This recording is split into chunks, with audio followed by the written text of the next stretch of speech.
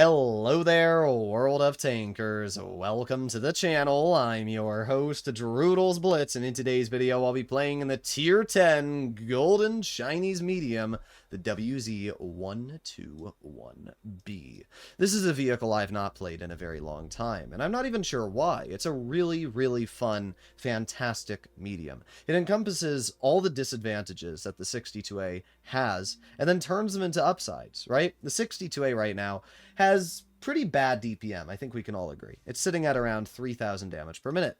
And it's just funny that the 121B exists, and it literally has the same special super speed boost, has almost the same armor as the T62A, and yet more DPM, more alpha, a special ability. I mean, in general, the 121B is kind of just better. And I can showcase that while we're waiting to get into battle here really quickly, right?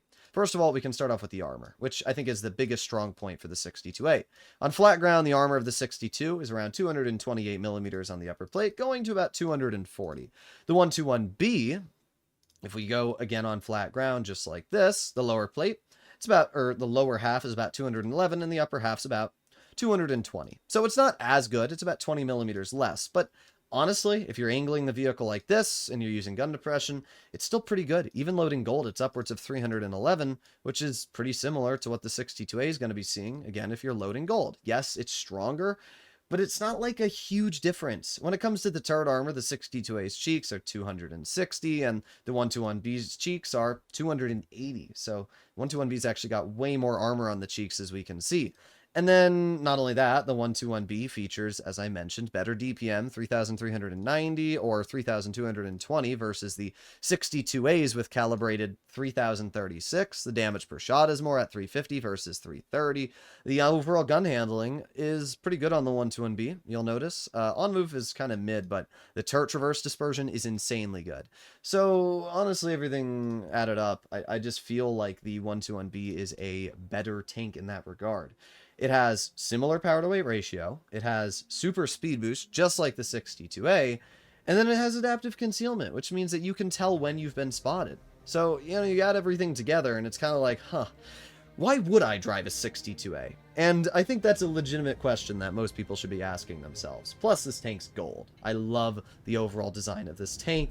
I'm interested to see how good it's going to look in Reforged. But let's start by speed boosting, and we're going to use that speed to quickly cross. Well, maybe not.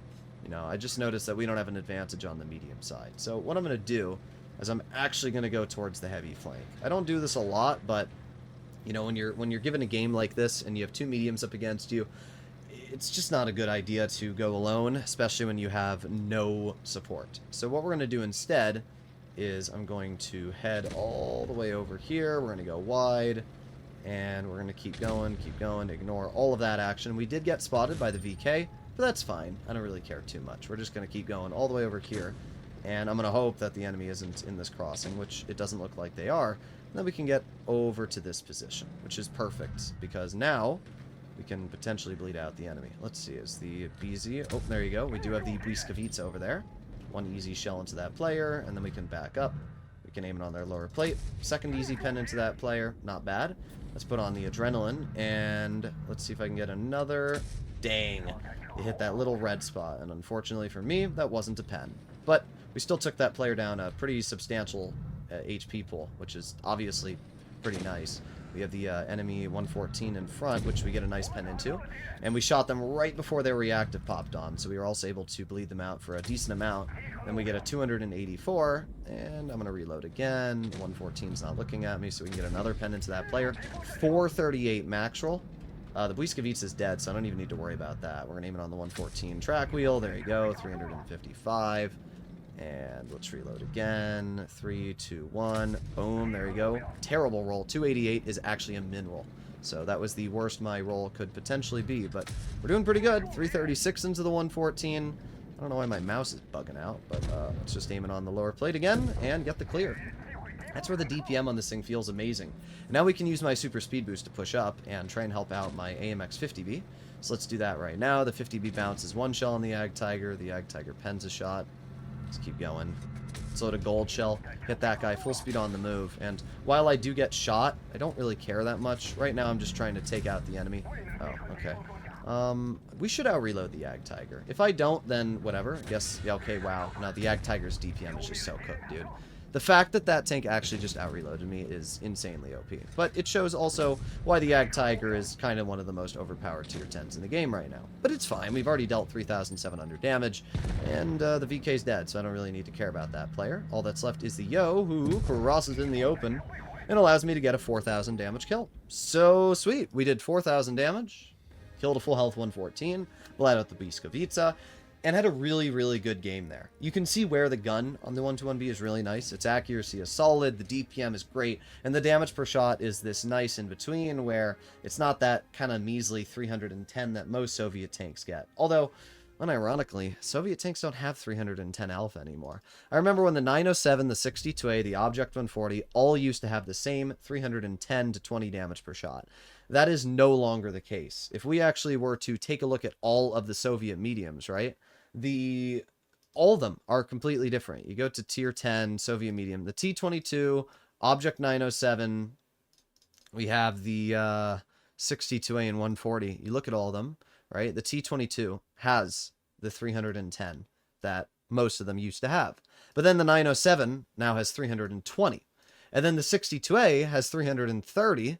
And then the 140 has 310. So it's kind of funny that all of these tanks have kind of different levels of DPM now. I guess two of them still have 310, but yeah, the 62A and 140, or not the 140, the 62A 907 have slightly different alphas, but the 121B is still quite a bit higher. So we got a 140 up against us. We also have a Cobra and an Object 84, so we will have to be a little bit careful, but I think we'll be totally fine, everything considered here. Oh no, we have a player who doesn't like me. What a shocker. Alright. Well, let's move fully wide. Actually, no, I'm going to go to mid. Going to mid is always the safest play. You know, I was going to go wide, but I'm no fool. Spotted the enemy Cobra, and we can also see that I'm detected by that tank. There you go, we spotted a bunch of enemy vehicles. And I am now unspotted myself, so we can just chill right here. Let's see if that enemy VK-72 tries crossing. Oh, we're spotted by that VZ. We do have teammates, so I'm not too worried. We have the VZ who... There you go, nice 303 into that player's hatch. Reloading again. Let's see. So far, we're just going to chill and wait. The turret armor, as I mentioned on this tank, is quite nice. It's a lot better than the 62As, which means in a hull-down position, I can quite reliably get bounces in this thing where you're probably not going to get those bounces when you're... Unfortunately, I can't pen my shots, but you're not going to get these bounces when you're in a 62A, for example. There you go.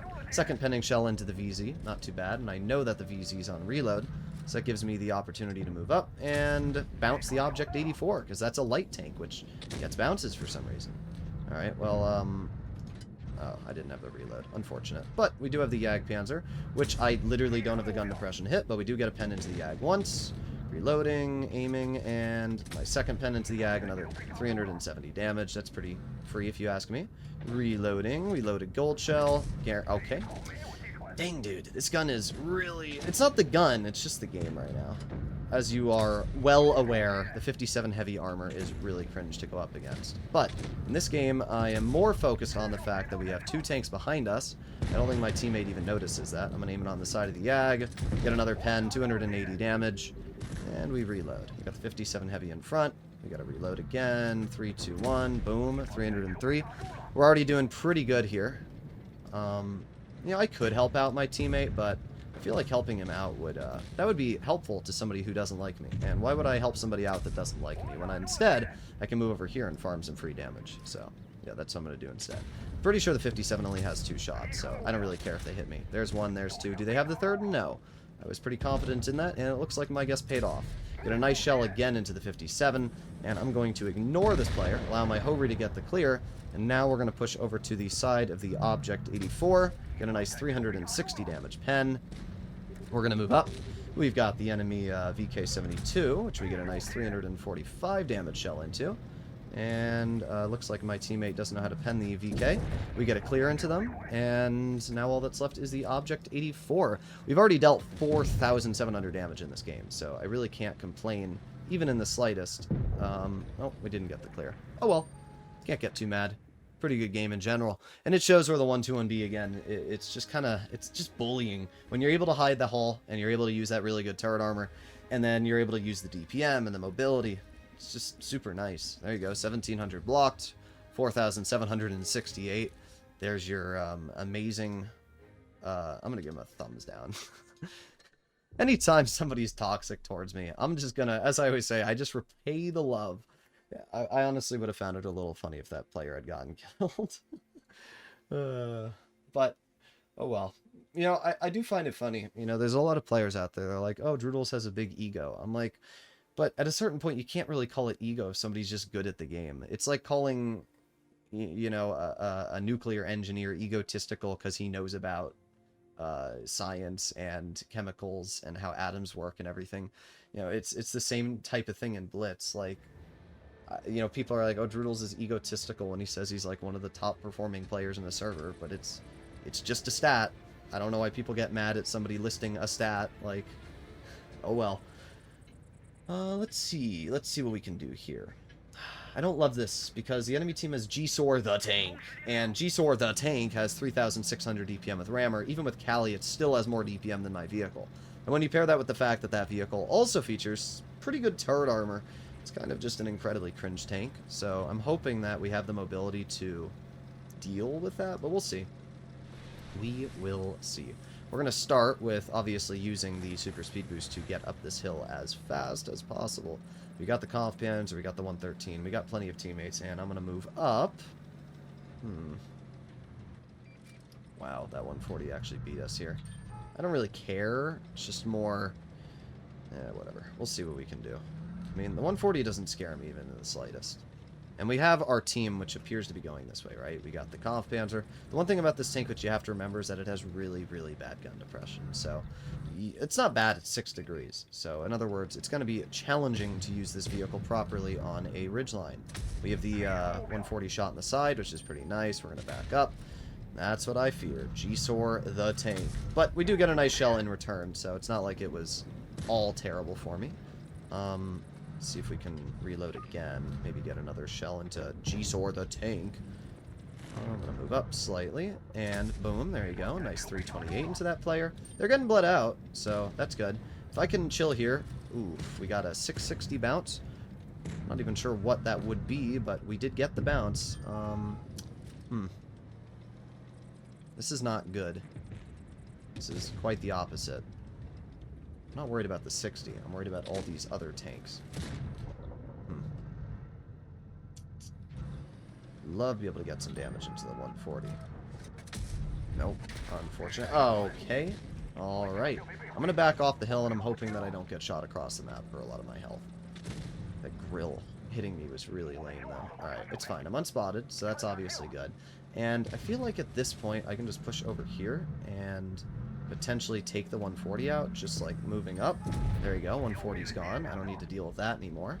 And then we have the 57 heavy on the flank over here, so I can potentially help out with that as well. Gsor the Tank backs off, which means that I can chill right here and almost slide off the hill, which would not have been ideal for me. Let's aim it on this player. Oh, don't hit me in the E3, dude. Oh, that sucks. That sucks so much. Alright, well, we get a nice shot into the enemy grill, which is obviously pretty nice, at least. And we can aim it on the grill again, get another 269. It's not a crazy roll, but at least we're bleeding that player out. And there you go, another 310. I mean, I'm doing good damage. I'm up to 2,700 now, so that's good. But Gsor the Tank is still a big threat. Let's see, is that grill going to poke? I think Gsor the Tank got up this hill. Indeed he did, which is not ideal for me. And because that thing has so much DPM, yeah, it's just nothing I can do. I did fine. I did over 3,000 damage.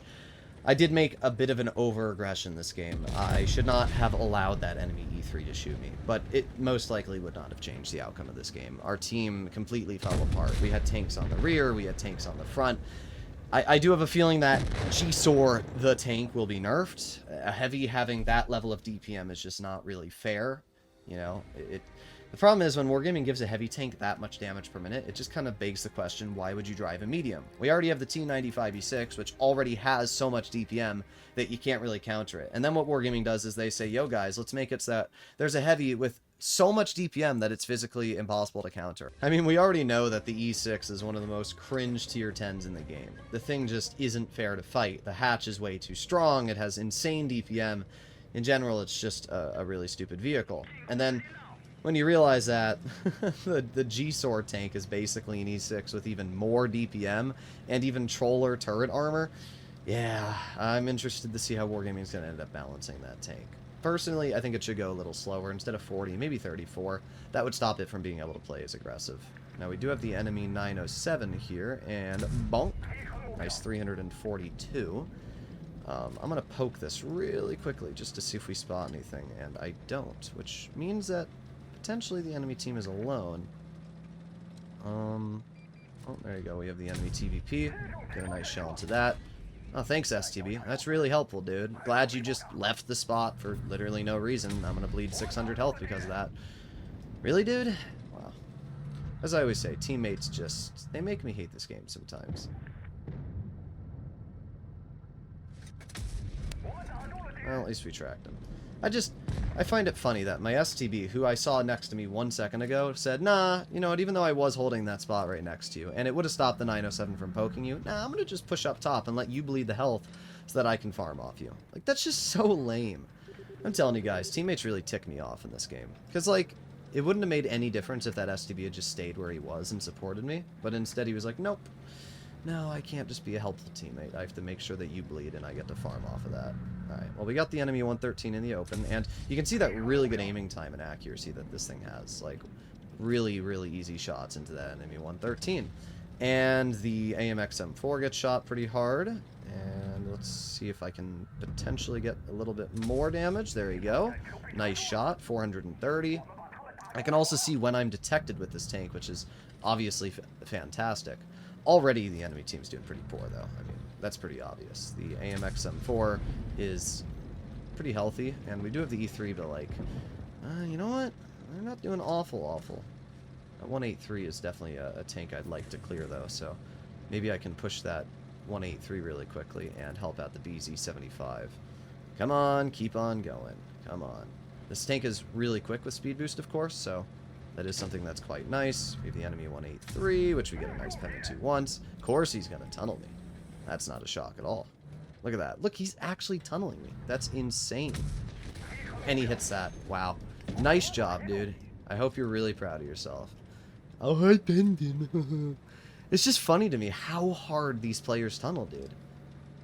I just don't even know what to say. You guys watched it. I don't need to say anything. The level of tunnel is insane. But whatever. Our Waffenträger made way too aggressive of a play, and appears like they're not going to be enjoying life anymore. We get a nice shell into the enemy E3, though, which is pretty good. And I might be able to save our WT, so that's the important thing. The AMX M4, though, that's an entirely different beast, which... oh, I almost had the shell on. Come on. Dang. Oh, there you go. Boom. Or not. Or that shell will just disappear. I don't even know where the shot went, to be honest. Alright, let's just, let's cross.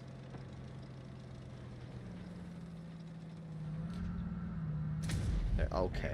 Alright. I'm not too worried about the C3. I'm actually gonna put on my speed boost and miss him again.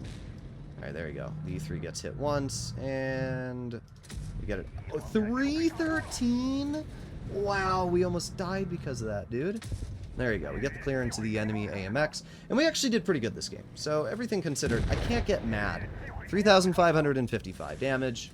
We spotted. We played aggressive.